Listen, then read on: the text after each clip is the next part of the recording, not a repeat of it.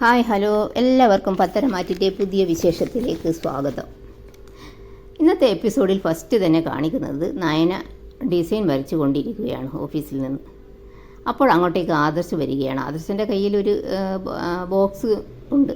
അപ്പോൾ നയന ചോദിക്കുന്നുണ്ട്, ഇതെന്താ ആദർശ് ഇട്ടാ കയ്യിലുള്ളത്? അപ്പോൾ ആദർശ് പറയുന്നുണ്ട്, നീ തന്നെ പറ എന്താ ഇത് എന്ന്. അപ്പോൾ നയന പറയുന്നുണ്ട്, കണ്ടിട്ട് അതൊരു സ്വർണ്ണമാണെന്ന് തോന്നുന്നു, അതിൻ്റെ ബോക്സാണല്ലോ അത്.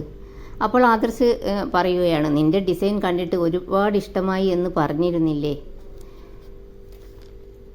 അപ്പോൾ നയന ചോദിക്കുന്നുണ്ട്, അത് പണിത് കിട്ടിയോ, എങ്ങനെയുണ്ട് എന്ന് ചോദിക്കുകയാണ്. അപ്പോൾ ആദർശ് പറയുകയാണ്, അതിമനോഹരമായിട്ടുണ്ട്. അല്ലെങ്കിലും ആദർശേട്ടന് ഇപ്പോൾ എന്നോട് ഭയങ്കര ഇഷ്ടമാണല്ലോ, അതുകൊണ്ട് ഞാൻ വരയ്ക്കുന്ന ഡിസൈനിനോടും ഇപ്പോൾ ഭയങ്കര ഇഷ്ടമാണ് എന്നൊക്കെ പറയുകയാണ് നയന. അപ്പോൾ ആദർശ് പറയുകയാണ്, ഞാനപ്പോൾ നിന്നെ വെറുതെ പുകഴ്ത്തുകയാണോ? നിനക്കെന്താ കണ്ണു കണ്ടുകൂടെ? എങ്കിൽ നമുക്ക് ഒരുമിച്ച് ഓഫീസിലുള്ള എല്ലാവർക്കും ഇത് കാണിക്കാം, അവരുടെ അഭിപ്രായം അറിയാമല്ലോ എന്ന് പറയുകയാണ്. നീയും കൂടെ വാ എന്ന് പറയുകയാണ്.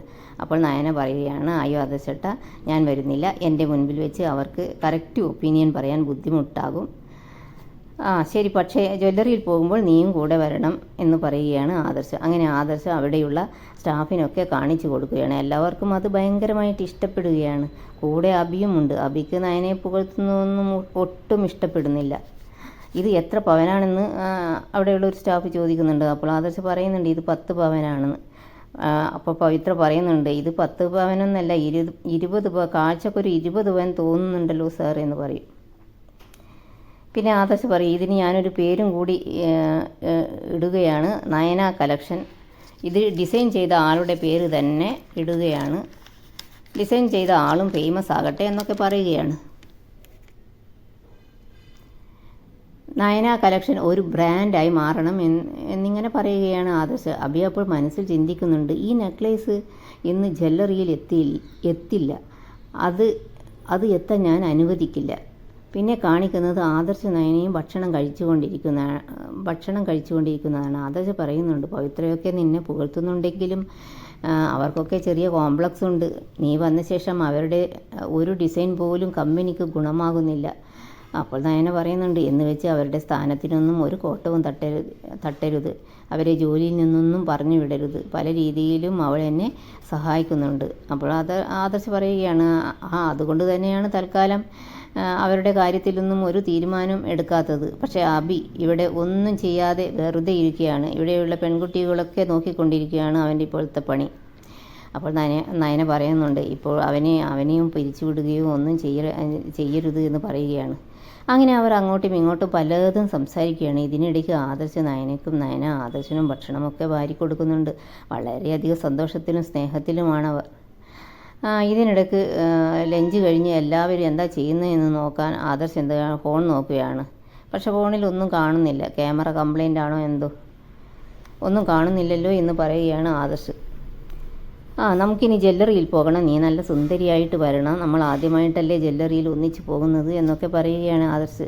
ഇതിനിടയ്ക്ക് അബി ആദർശിൻ്റെ ബാഗിൽ നിന്നും ആരും കാണാതെ ആ സ്വർണ്ണ നെക്ലേസ് എടുക്കുകയാണ്. കുറച്ച് കഴിഞ്ഞിട്ട് അവന് ജലജയുടെ ഫോൺ വരികയാണ്.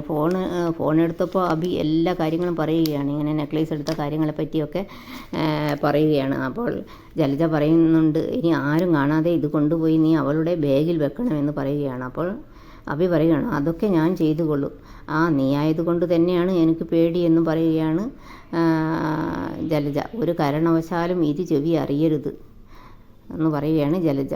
അപ്പോൾ അബി പറയുകയാണ്, ഇന്നത്തോടെ അവളുടെ ചീട്ട് കീറും, ഭാര്യയെ ജീവന് തുല്യം സ്നേഹിക്കുന്ന അവളുടെ ഭർത്താവ് ഇന്ന് മുതൽ അവളെ സംശയിച്ചു തുടങ്ങും.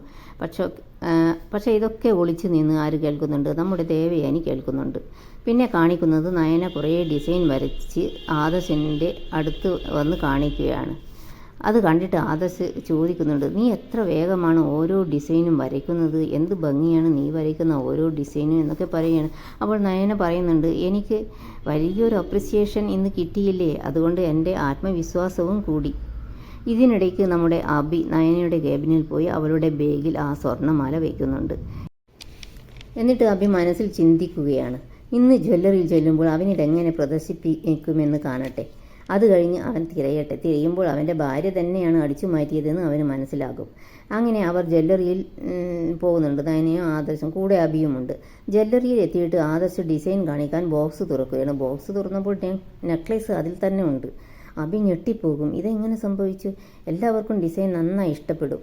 സോഷ്യൽ മീഡിയയിൽ പരസ്യപ്പെടുത്തിയാൽ ഇത് വൈറലാകുമെന്ന് അവിടുത്തെ ഒരു സ്റ്റാഫ് പറയുകയാണ്. അപ്പോൾ ആദർശ് പറയുന്നുണ്ട്, അങ്ങനെയാണെങ്കിൽ നമുക്ക് ഫിലിം സ്റ്റാറിനെ വിളിച്ചൊന്നും പരസ്യപ്പെടുത്തേണ്ട, നമുക്ക് ഇത് ഡിസൈൻ ചെയ്ത ആളെ വെച്ച് തന്നെ പരസ്യപ്പെടുത്താം. അതും പറഞ്ഞ് ആദർശ് നയനയ്ക്ക് ആ മാല അണിയിച്ചു കൊടുക്കുകയാണ്. എന്നിട്ട് ആദർശ് പറയുന്നുണ്ട്, നമ്മുടെ ഫോട്ടോഗ്രാഫറെ വിളിക്ക്, ഇപ്പോൾ തന്നെ സ്റ്റില്ല് എടുക്കണം എന്നൊക്കെ.